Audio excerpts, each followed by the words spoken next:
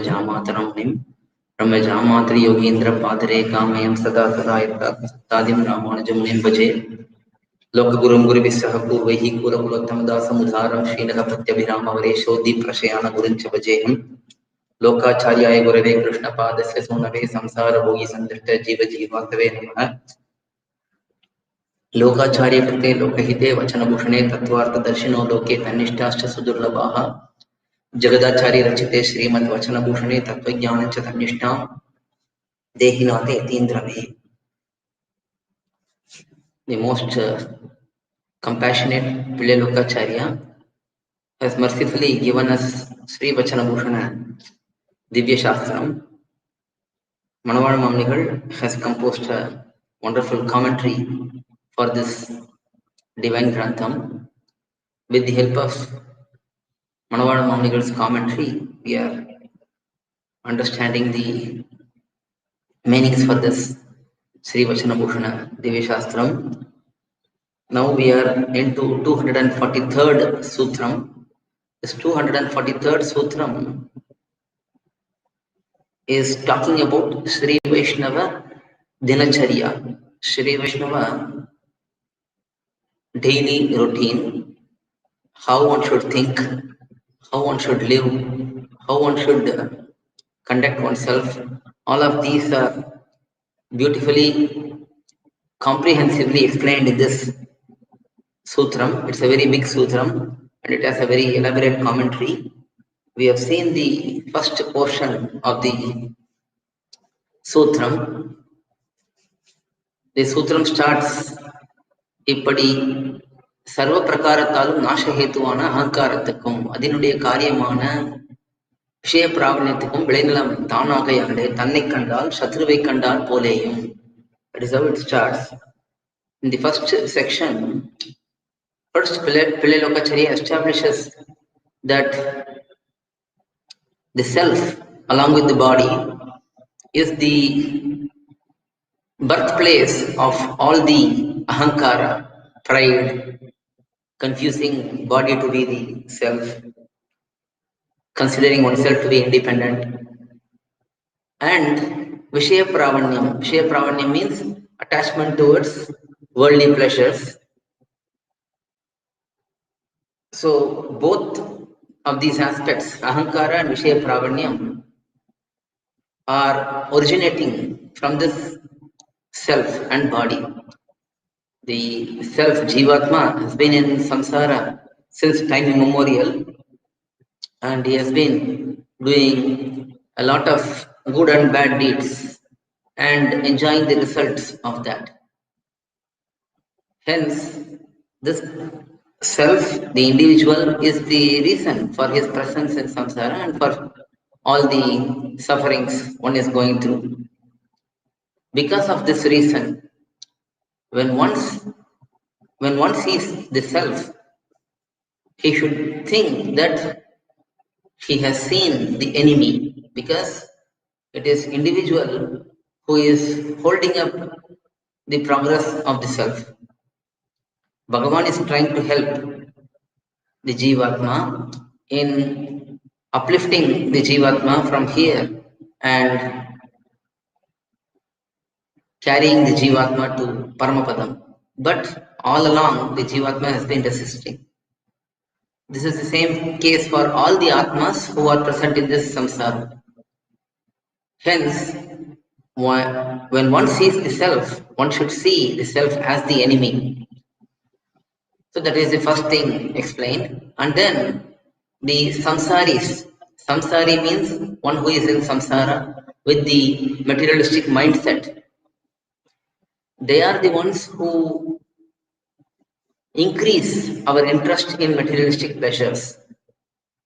Hence, when we see samsaris, those who are materialistic and those who try to pull us along into this samsaram, we should think that we are seeing snake. Whenever we see a snake, we will run far away from it because we don't want to be harmed. So similarly, when we see materialistic people, we should think that we are seeing snake. And then when we see Sri Vaishnavas, The Sri Vaishnavas are those who give remedy to be relieved from this materialistic world. Hence, when we see them, we should think that we are seeing our close relatives who are well-wishers for us. So that is with respect to Sri Vaishnavas.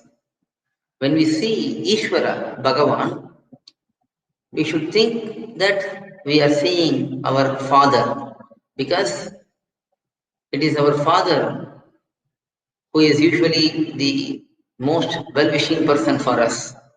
He is the best well-wisher for us. He is always looking out for our well-being. Similarly, Bhagavan is also trying to uplift us, trying to help us all along. Hence, whenever we see Ishvara, Bhagavan, Ishvara Shabdam, the word Ishvara always indicates SrIvaishNavargaLaik, who is the Supreme Lord, who is the controller of all. When we see him, we should think that we are seeing our Father. When we see Acharya, Acharya is the spiritual preceptor who teaches all the essential principles for us. He is the one who establishes the connection between Jivatma and Paramatma, making the Jivatma realize his true nature and so on. Hence, whenever we see Acharya, it should be similar to a very hungry person seeing food. If there is a person who has not eaten for several days, if he is given food, he will have so much desire to consume food. He will have great love towards that food. Similarly, we should have great love towards Acharya, who has given us the real benefit of reaching Paramapadam, reaching Bhagavan. And finally, when we see Shishya, disciple, because this Shishya, disciple, is very eager to listen to us, listen about Bhagavad Vishayam, listen about the greatness of Bhagavan and Bhagavatas and so on, one should think that one is seeing a very dear person, most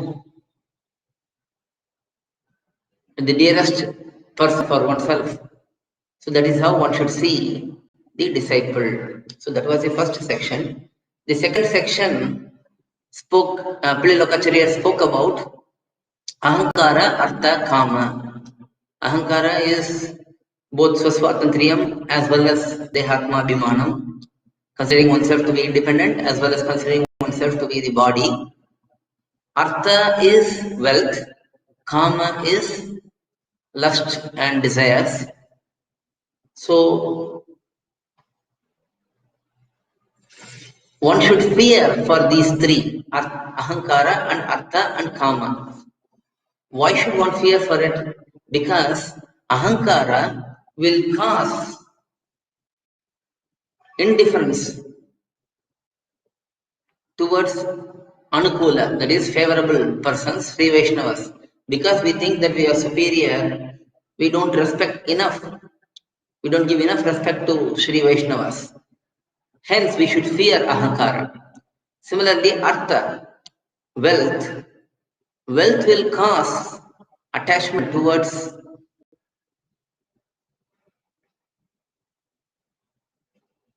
those who are unfavorable towards us. That is materialistic people. These materialistic people are unfavorable for us. But to acquire some wealth from them, we would invite them to our homes, we would go to their homes, we would interact with them, we would mix with them and so on. Hence, we should fear for wealth as well. Finally, lust, desire. Those who discard us, abandon us, beautiful men and women, for each other. For man, it's a woman, for woman, it's a man. This lust will create desire towards such persons who are even kicking us out. Because of this reason, we should fear for lust as well. So that was the second section, and then we will continue on from where we left. Atma Gunangal நம்மாலும் பிறராலும் பிறப்பித்துக் கொள்ள ஒண்ணாது. சதாச்சாரிய பிரசாதமடியாக வருகிற பகவத் பிரசாதத்தாலே பிறக்கும் அத்தனை என்று துணிந்து. This is the next section we have to see. The simple meaning, we have seen that in the previous sessions. Atma Gunangal means noble qualities such as Shamam, Dhamam, that is control of internal senses, control of external senses, and all of these. These noble qualities, one should realize that these cannot be cast in oneself, created in oneself by the self or by others. They can be created in us only by the grace of Bhagavan, which comes through the Acharya. That principle need to be understood. One should be very, very confident. One should be very firm about that. That is what is being explained here. Let us see Mamnigal's commentary here. So Atma Gunangal. Atma Gunams means Shamam, Dhamam, internal senses and external control over internal senses, control over external senses, and so on. They are all not possible to be acquired by self, who created and who increased the bad qualities all along in this samsara, being karma paratantra, being subservient to karma. One cannot create these good qualities in oneself. So that is the first part, and then it cannot be created by others. That is explained by Mamnigal here. These materialistic people are those who increase our bad qualities, our attachment towards worldly pleasures, attachment towards pride, ego, and so on. So by them also it is not possible to be created. These noble qualities cannot be created by self or by others who are materialistic. So who can give that to us? The Acharya, who voluntarily came and accepted us. Acharyas are so merciful, so generous, that they come to us and they teach us, they accept us, and they lead us to Bhagavan. So such Acharya, who already has these noble qualities, out of his great Nirhetuka Kripa, his mercy, he has accepted us, and he also prays to Bhagavan that all his Sishyas acquire these good qualities. So it is by the grace of such Acharya, Bhagavan will bestow these good qualities. That is explained here, and Bhagavan is explained to be showing his great grace, ultimate mercy. By his merciful glance, he can rid all our sins and all our troubles. Such Bhagavan can only give these good qualities, and he will also not give directly, he will give that through Acharya, says Mamnigal in the commentary here. And after having this principle very firmly established in our mind, one should develop detachment towards worldly life, and one should have great attachment towards spiritual life. That is explained next. Deha yatrayil upekshayum, atma yatrayil apekshayum. Deha yatray means, yatra means conducting oneself. Deha yatray means conducting oneself in this body, in this bodily life. So that should be abandoned, that should be given less importance. One should not bother for one's bodily comforts. And then Atma Yatrayil Apekshay. Atma Yatra means the spiritual journey, the spiritual life, how one should conduct oneself with respect to Bhagavan and Bhagavatas. In that, one should have Apeksha. Apeksha means great desire. So in the case of Deha Yatra, one should be very, very content with whatever he has, and one should not try to protect oneself at any cost. That is what is important here. One should never try to protect oneself. It should be left to Bhagavan to protect us. And Atmayatril Apeksha means one should crave for more and more service, more and more Kaikharyam, more and more Mangalashasanam to Bhagavan. Because this Sheshatvam, servitude, is that which sustains the Jivatma. One should consider enjoying Bhagavan's qualities, enjoying his Leelas, engaging in his service, in his Kaikharyam, and not being satisfied with whatever is acquired. One should desire for more and more in that. So that is Atmayatril Apeksha. And then Prakrita Vastukalil Bhogyada Buddhi Nivritti. Prakrita Vastu means worldly aspects such as food, clothing, residence, and so on. These are all materialistic aspects. We desire for them because we think that they are enjoyable. For example, we want to have a nice house, nice car, nice wife, nice husband, nice children. We want everything to be the best in this world, in the material world. That is because we think that if it is the best, then we can enjoy most. So that attitude of enjoyment towards materialistic aspects should be given up. Then the desire will go away. Only when we think that is something which is good, then we will desire for it. For example, if you know that there is something which is troubling, for example, we see that there is corona, COVID, whatever, will anyone desire for it? No, because obviously when we get that disease, we are going to suffer. So nobody will desire for suffering. But when we think that something is enjoyable, then we desire for it.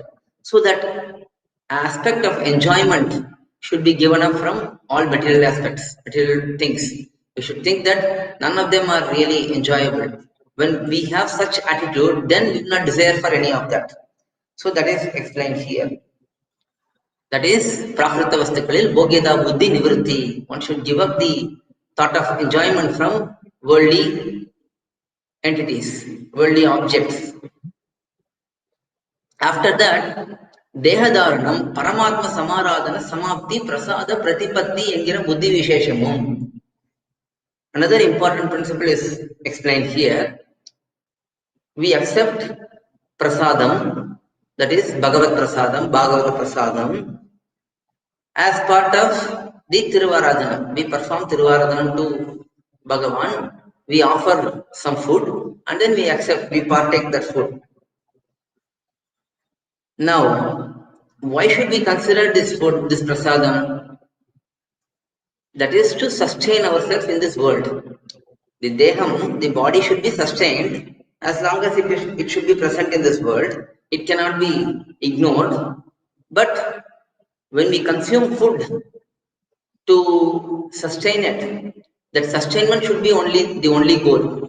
We should not eat food or we should not take other aspects for enjoyment.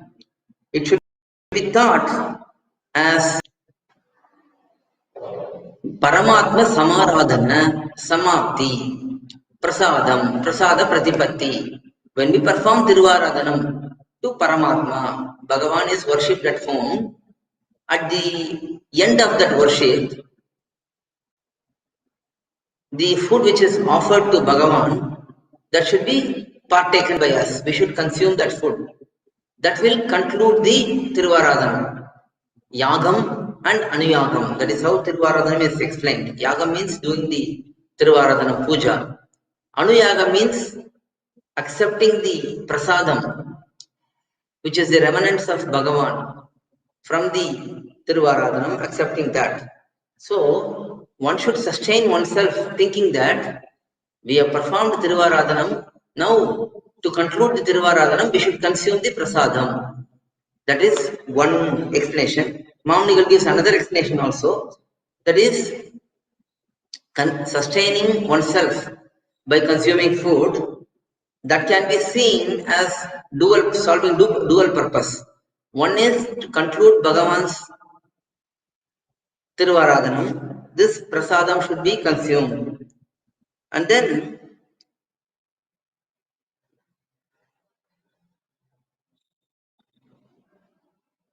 prasada pratipatti. Then we should have the thought that this is Bhagavan's prasadam. This is very dear to me. This is consumed by Bhagavan and this is remnants of him. So we should take that. So the phrase is split into two and explained as well.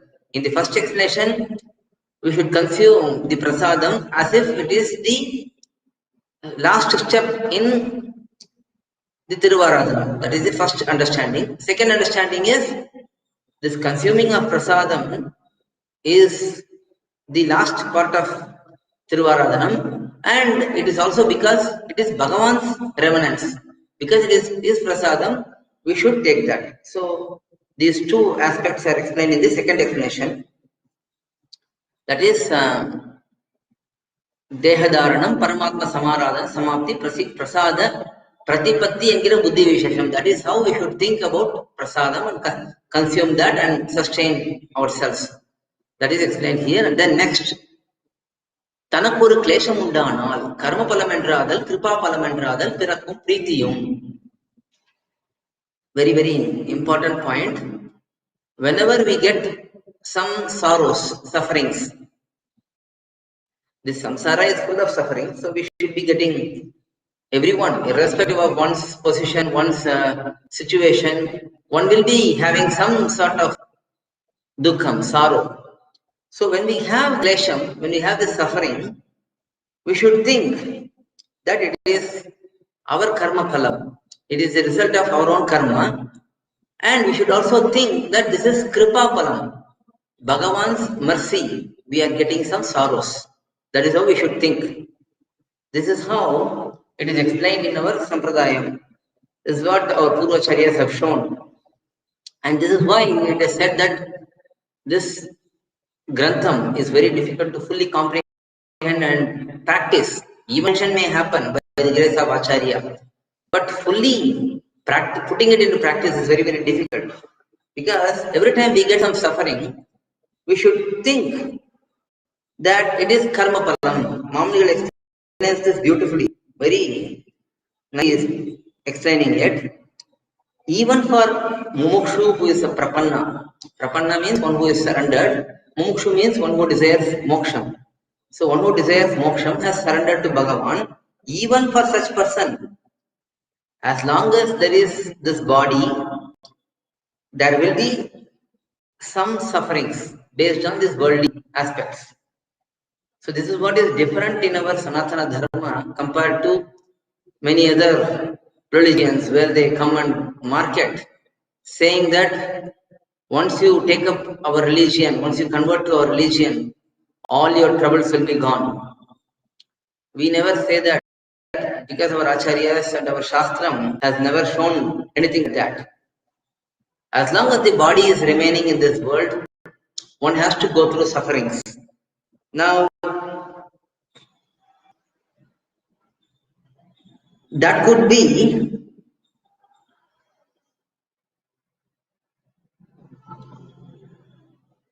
those sufferings, they are to be enjoyed, experienced. The results of such karma in the form of these sufferings, they must be enjoyed and then exhausted. And it is for this particular purpose Bhagavan is still leaving us in this samsara. Because for Bhagavan, who was able to eliminate all our karmas, that is sanchita karma is eliminated, even in the prarabdha karma, whatever karma which is required for this body, that is the amount is only retained, every other karma is eliminated for us. For such Bhagavan, it is not difficult for him to eliminate this karma also, but he is leaving us here in this world so that we understand this principle. That is, there is karma. Because of our own evil karma, we are getting sufferings. So that understanding should be there, karma phalam. And then kripa phalam is Bhagavan is showing these sorrows to us so that we realize how horrible this samsara is, and hence we will have greater detachment in this samsara, in this body, and we would want to leave this body as soon as possible and reach Paramapadam. That will be our desire. If we don't get sufferings, if Bhagavan eliminates all our sufferings and if he lets us live here without sufferings and with joy only, then we may think that let us be here for a little longer, or let us get another body, another birth and enjoy for some more time and then go to Bhagavan. Such thoughts may arise for us. Hence, out of his great compassion, he grants us some sufferings so that we develop detachment in this material world and our desire to go to Paramapadam increases rather than our desire to stay here increasing. Hence, it is purely Bhagavan's mercy that he doesn't give us all happiness after surrender, but he gives us whatever sufferings which are apt for each of us, and once that suffering lets the individual understand that this place is full of suffering, we should leave this place as soon as possible, then Bhagavan liberates us. So that is the greatness, that is the compassion of Bhagavan. If only Bhagavan was merciless, then he will give us joy so that we will never have the desire, craving to reach Bhagavan, because we think that everything is comfortable here. So to eliminate that comfort zone, Bhagavan is letting us go through some sufferings so that we will develop attachment towards Bhagavan and we will eagerly go to Paramapadam. So that is explained here.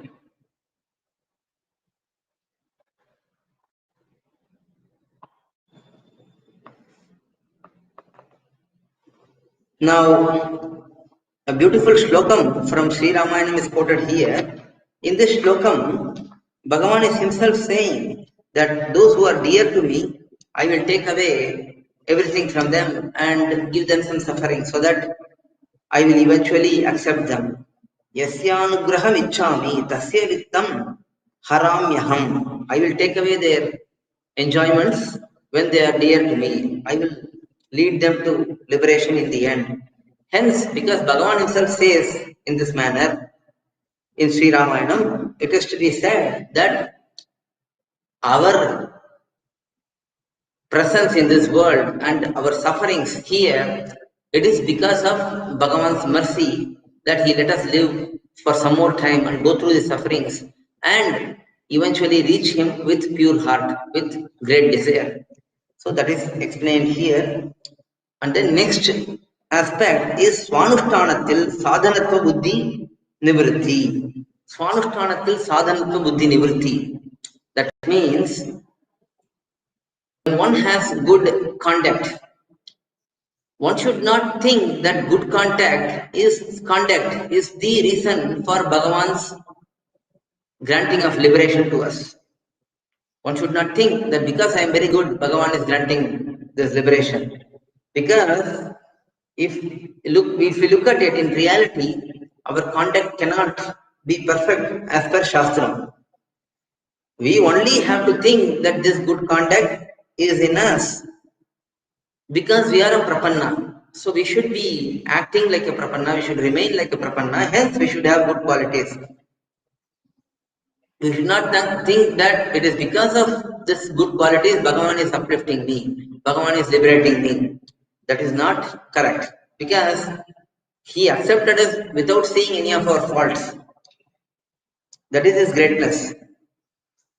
So that is Swanushthanathil Sadhanatva Buddhi Nivritti. One should give up the thought of means, upayam, in all aspects, even his own anushtanam. And then next, Vilakshanarudaya Jnananushtanangalil Vanchai. Vilakshanarudaya Jnananushtanangalil Vanchai means one should feel great attachment towards the Jnanam and Anushtanam of distinguished Bhagavatas. Great Bhagavatas will be there. Their Jnanam and Anushtanam should be the inspiration, should be the factor of admiration for us. Because they are totally detached from worldly aspects. They are filled with Jnanam and Bhakti and so on. And by looking at them, we should feel, we should think, we should long that we also get such good qualities, such good anushtanam, such good conduct, and so on. That is viLakshanavade Jnana Anushtanavadil Vanchai. And then Ugandalina Nilangalil Adaradishayam. Adaradishayam means great attachment. Ugandalina Nilangal means divine abodes of Bhagavan. All the places where Bhagavan is existing in the Archa form. Mamanigal is quoting Thanuganda Urellam Tantal Padi, as said in that Pasanam, Tirunadandandagam Pasanam. Thanuganda Ur means the divine abodes which are very, very dear to Bhagavan himself. Whether others like it or not, Bhagavan is eagerly coming to the Videshams and he is trying to rescue as many souls from this samsara. Thanuganda Ur, as said in that Pasanam, all the Divideshams where Bhagavan, all the Divideshams, divine mutts, Tirumaligas, everywhere. When we hear about those Divideshams and other places where Bhagavan is residing, one should fully enjoy, fully indulge in that, as said in Kandiyur Arangam Meyyam Kachiber Malay and Mandimar. One became very, very attached to these Divideshams. Kandiyur, Tirukkarangam, Srirangam, Meyyam, Tirumeyyam, Kachi, Kanchipuram, Tirupper Nagar, Mallai, Tirukadal Mallai. In these Divideshams, the Bhagavatas, they became fully engaged in Bhagavan and looking at his Archa form, they were fully being involved in such Bhagavan, in Archavatara Divideshams and other temples. That is explained here. So the mind should be fully engaged in such Bhagavan. And because of that, the love increases, keeps increasing. That is explained here. And then Mangalashasanam. Mangalashasanam we have already seen in great detail. When we look at these Divideshams, one should feel that this samsara is full of dangers. There is no one to take care of Bhagavan. There is no close devotees of Bhagavan. Hence, looking at the greatness of Bhagavan and looking at the situation here, that there is a lot of enemies and there are very less favorable persons.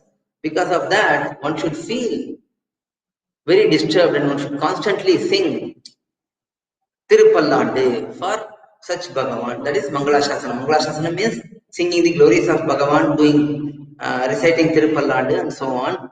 That is explained here. And then Itara Vishayangalil Aruchi Yavadu. Itara Vishayangalil Ruchi means in worldly matters, having detachment, having distaste. That is very important for a Sri Vaishnava. And then Bhagavad Gita Arti Yavadu. Then Arti is explained. Arti means being in this samsara, being engaged in worldly aspects, being caged in a material body, one should feel great suffering, great sorrow. And then, having seen Bhagavan's greatness, now that Bhagavan is delaying, one should not feel relaxed. One should be very, very longing to reach Bhagavan. That is what is Arti.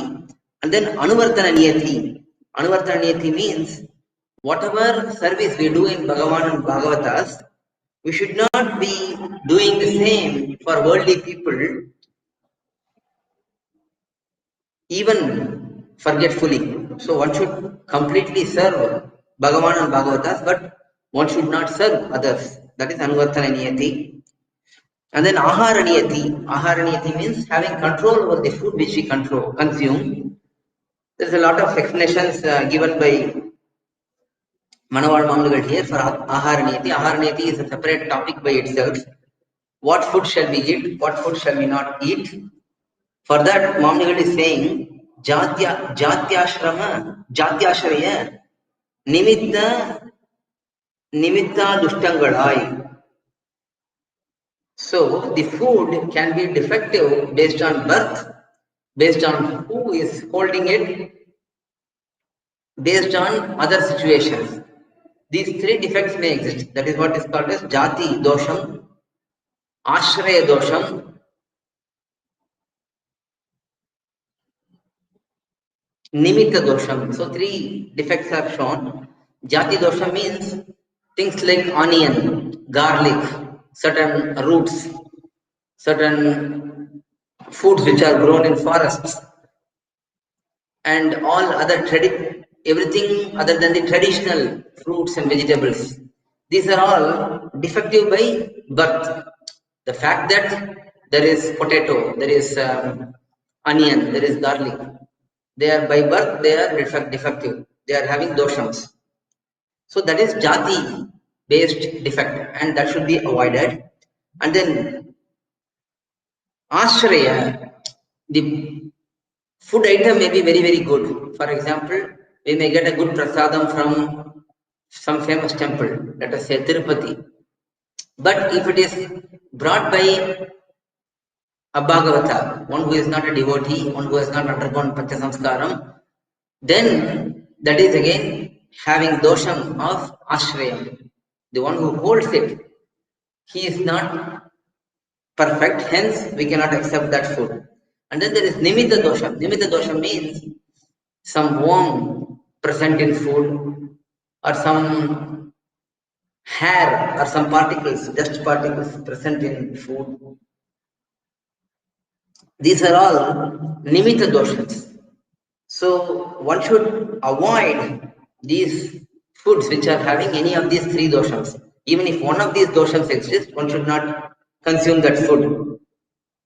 And one should consume the food which is pure, which is as per these guidelines, that is, that which is not rejected based on birth, that which is not rejected based on the one who holds it, and that which is not consumable due to other reasons such as becoming stale or seeing a worm or a hair in it, and so on. So all of these food should be avoided. So we have to understand that food plays a major role in our qualities. In developing our sattva-gunam, food is very important. Hence, one should carefully only eat prasadam, and even eat that prasadam only if it is not falling in these three categories. For example, someone who is a Kshatriya may even consume meat. There are certain restrictions, but he is allowed to consume meat. But again, Vaishnavas will obviously not consume meat, because one being a very great devotee, one who is being compassionate, he will not consume any meat. But general Kshatriyas can consume meat. But the same meat cannot be consumed by a Brahmana. So even the same food, one can consume it, another person can not consume it. Such restrictions are also there. They are all based on one's own varna and ashrama. What can one consider to be eatable? So Bhagavad Prasadam, one which is offered to Bhagavan with pure heart, that is the only food which we can consider to be consumed generally. So that is explained here in Aharaniyati. And then Anukula Sahavasam. Anukula Sahavasam means those who are very wise, very great, those who with their association, with their friendship, they will uplift us. Such Anukulas,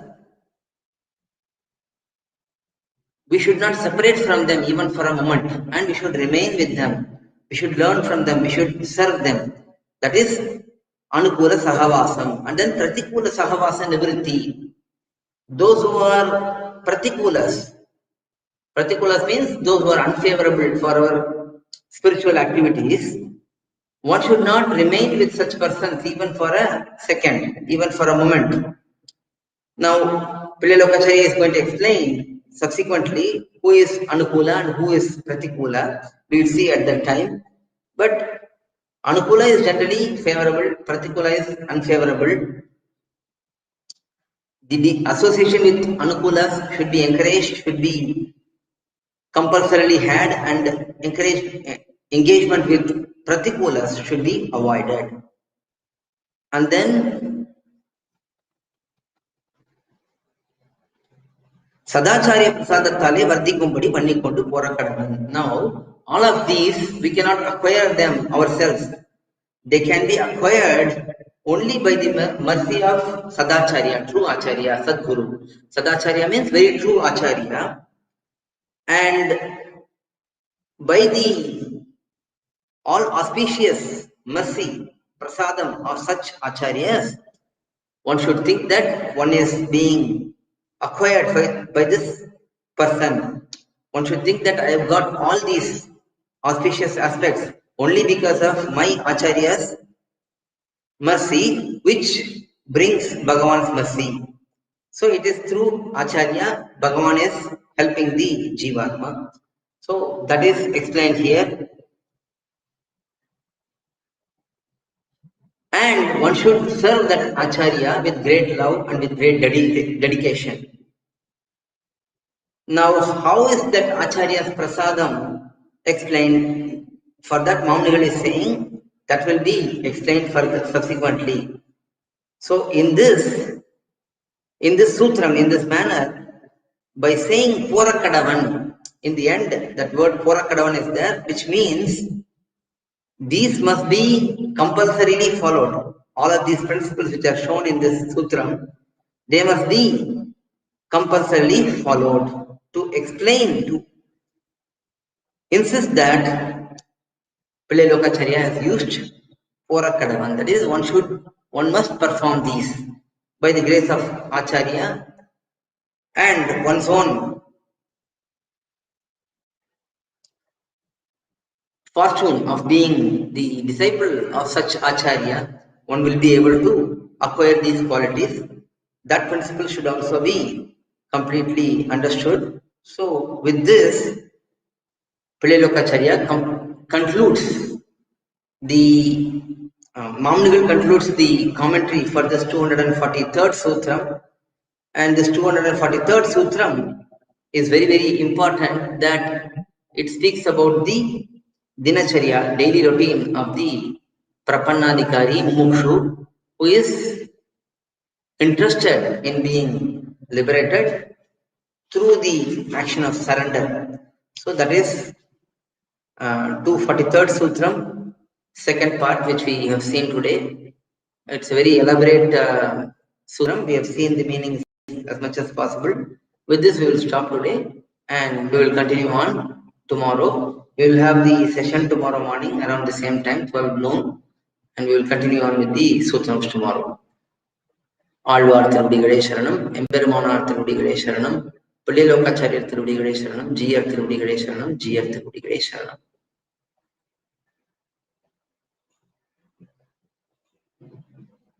We will recite Pallandu and conclude the session. Pallandu, Pallandu, Pallayirattandu, Palakodi Nooraayiram, Mallandu Thingol, Manivanna, Unsevadi Savitirikkaappu, Adiyomodum Nodum Thiruvendiyaayiram Pallandu, Padivaayinum Valamarvade Vaalgintra Mangaiyum Pallandu, Padivaasudi Valathrayum Sudar Adiyum Pallandu, Padapor Pukku Muழங்கும், Appanji Sanniyamum Pallandu. AgaiyAlE.